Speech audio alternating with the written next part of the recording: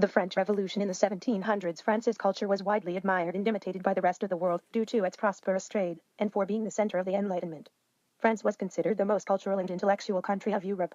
However, this was just on the outside. A great demand for political, social and economic change was rising at a great rate within France, caused by Enlightenment ideas, economics problems, and weak leadership. But let's go back and start from the beginning. In the 1770s, France's social and political system was known as the Old Regime. Under the Old Regime, the people of France were divided into three estates: the First Estate, the Second Estate, and the Third Estate. The First Estate was formed by the clergy. The First Estate owned about 10% of the land in France, and paid almost no taxes. In addition, it provided education and relief services to the poor and contributed about 2% of its income to the government. The Second Estate was formed by the nobles. They owned 20% of the land, and, as the First Estate, they paid almost no taxes. The Third Estate, however, paid a high amount of taxes. The Third Estate was divided into three groups: the bourgeoisie or middle class, the urban workers, and the peasants. The bourgeoisie were as rich as the nobles, but unlike the Second Estate, they lacked privileges and paid high taxes, and many believed that because of their wealth, they were entitled to a greater degree of social and political power. Under the Third Estate, you also had the urban workers, who were paid low wages and were constantly out of work, and who had to pay high taxes. But within the Third Estate, the peasants formed the largest group of people. They were more than 80% of France's population. They paid about half of their income in dues to the nobles, tithes to the church and taxes to the king's agents. Therefore there was a big discontent between the estates. The Third Estate resented the nobles and the clergy for their privileges and low taxes. They wanted the same treatment as them. They wanted a reform.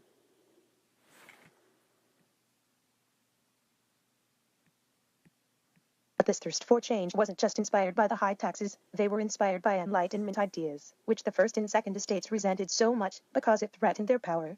With the works of Locke, Rousseau, and Voltaire, and the success of the American Revolution, the Third Estate was inspired to question the structure of France's social and political system. But the economic troubles within France also inspired the call for change. By the 1780s, France's once prosperous economy was in decline. On the outside, the economy appeared to be well, due to that both production and trade were expanding rapidly. However, high taxes made it impossible for businesses to make any profits. And in addition to these struggles, bad weather in the 1780s caused widespread crops failures, resulting in severe shortage of food. All of these economic struggles lead to the drowning of the French government into debt during the 1770s and 1780s. However, strong leadership might have solved these problems, but the weak leadership and the extravagant spendings of King Louis XVI played a major role to the debt. King Louis paid little attention to his government and had little patience for the details of governing, and if that wasn't enough, his queen, Marie Antoinette, only added to his problems. The queen had always been disliked by the French people due to the fact she was a member of the royal family of Austria, France's longtime enemy, but her behavior only made the people dislike her even more. She spent a lot of money on crowns, jewels, gambling, and gifts. She became known as Madame Deficit. But besides Louis and Marie Antoinette's spendings, when Louis became king, he also inherited debt from previous kings, and he also helped the American revolutionaries in their revolution against Great Britain, France's chief rival. Louis had to find a way to get the government out of the debt, and his solution was to impose taxes on the nobility, and, as a result, the Second Estate forced him to call a meeting of the Estates General, an assembly of representatives from all three estates. The meeting was held on May 5, 1789, at Versailles. Under the Assembly's medieval rules, each estate's delegates met in a separate hall to vote, and each estate had one vote, and for years the clergy and the nobles had dominated the Estates General. But the Third Estate had a thirst for change in the government, and they insisted that all three states meet together, and that each delegate had a vote, which would give them an advantage, because it had as many delegates as the other two estates combined. However, the king ordered the Estates General to follow the medieval rules. This only made the Third Estates to want to reform even more. On June 17, 1789, the Third Estate voted to establish the National Assembly, to pass laws and reforms, in the name of the French people. It became the first deliberate act of revolution, and it represented the ending of absolute monarchy, and the beginning of representative government. However, 3 days later they found themselves locked out of their meeting room, but that was not going to stop them. They broke down a door to an indoor tennis court, and pledged to stay until they had drawn up a new constitution, which became known as the Tennis Court Oath. Soon the clergy and nobles joined them in the reform. Feeling threatened, Louis ordered his mercenary army of Swiss guards to surround Versailles. When the word spread, people were saying that he was going to destroy the National Assembly, and others said that the army was coming to Paris to massacre French citizens. People prepared themselves to protect the city, and on July 14th, a mob searching for gunpowder and arms stormed the Bastille, a prison in Paris. This event became a great symbolic act of revolution of the French people, and ever since has been a French national holiday. The rebellion spread all over the country, and in the countryside, a wave of senseless panic called the Great Fear was caused by rumors that the nobles were hiring outlaws to terrorize the peasants. armed peasants broke into nobles' manor houses and destroyed the papers that bound them to pay feudal dues. Later on, in October 1789, thousands of Parisian women rioted over the rising price of bread. Armed women marched on Versailles and demanded the National Assembly to take action to provide bread, but then they turned to the king and the queen, demanding for them to return to Paris, and King Louis agreed. He and his family left the Versailles, showing the change of power and radical reforms that were about to overtake France. With all the reforms taking place in France, the National Assembly decided to adopt the Declaration of Rights of Man and of the Citizen, stating that men are born and remain free and equal in rights including liberty, property, security, and resistance to oppression. The document also guaranteed citizens equal justice, freedom of speech and freedom of religion. With these principles in mind, the revolutionaries' leaders adopted the slogan liberty, equality, fraternity, but it did not apply to everyone. Women were excluded. As a result, a female writer named Olympe de Gouges published a Declaration of Rights of Women which resulted in her execution.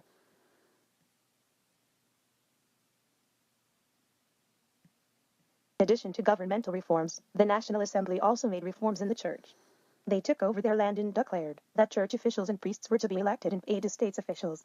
These actions benefited them. The sale of church lands helped pay off France's huge debt.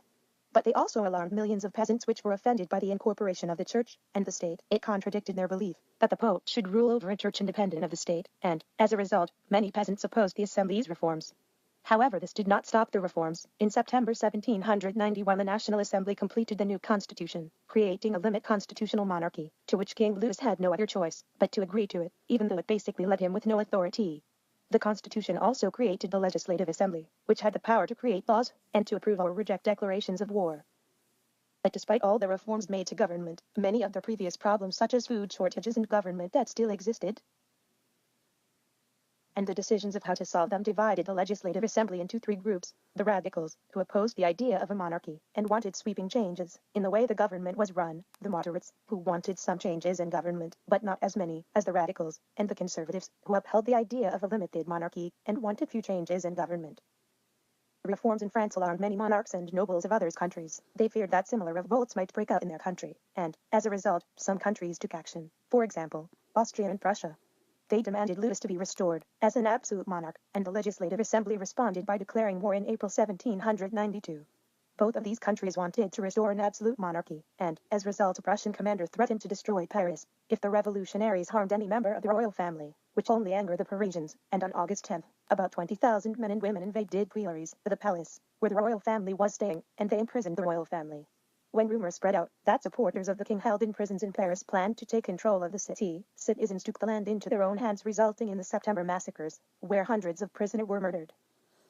All of the events taking place only added more pressure to the Legislative Assembly, which decided to set aside the Constitution of 1791, declaring the king deposed, dissolving the Assembly, and calling for the election of a new legislature. As a result, on September 21st, the National Convention took office. The National Convention abolished the monarchy and declared France a republic, where male citizens were given the right to vote and hold office, but not women, despite their part in the revolution. Most of the governmental reforms in September 1792 were involved with the Jacobin, a radical political organization. The National Convention, now guided by the Jacobin, tried Louis for treason, and he was found guilty and sentenced to death. On January 21st, 1793, he was beheaded by the guillotine. In addition to the death of King Louis XVI, the National Convention had to deal with the war with Austria and Prussia. If that wasn't enough, in early 1793, Great Britain, Holland, and Spain joined Prussia and Austria against France. Forced to deal with so many enemies, the French army had to be reinforced. As a result, the National Convention ordered a draft of 300,000 French citizens of ages between 18 and 40. But these foreign countries were not the only enemies of the French Republic. The Jacobin had thousands of enemies within France, such as peasants, who were horrified by the king's execution, priests, who would not accept government control, and rival leaders. As a result, Maximilien Robespierre slowly gained power. His goal was to build a republic virtue by wiping out every trace of France's past. In July 1793, Robespierre became the leader of the Committee of Public Safety, where his task was to protect the revolution from its enemies. The so-called enemies of the revolution were tried in the morning and guillotined in the afternoon. He justified his action by saying that it was to remind French citizens the true ideals of the revolution. Governing as a dictator, the period of his rule became known as the Reign of Terror. Under his rule, Marie Antoinette was guillotined along with many who had led the revolution. Their only crime was being less radical than Robespierre. However, the guillotine did not only beheaded well-known influential people, it also beheaded thousands of unknown people for insignificant crimes. For example, an 18-year-old was sentenced to die for cutting down a tree that had been planted as a symbol of liberty. Thousands of people were executed during their reign of terror.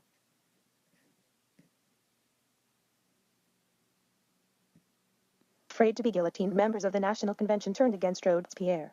On July 28, 1794, Robespierre was sent to the guillotine, representing the end of the Reign of Terror and the beginning of the Thermidorian reaction, a moderate phase in which the French people revolted against the Reign of Terror's excesses. Under the Thermidorian reaction, the Constitution of 1795 was created, as well as the Directory, a group to control executive responsibilities and appointments. Under the Directory, there were financial crises, popular discontent, inefficiency, and political corruption.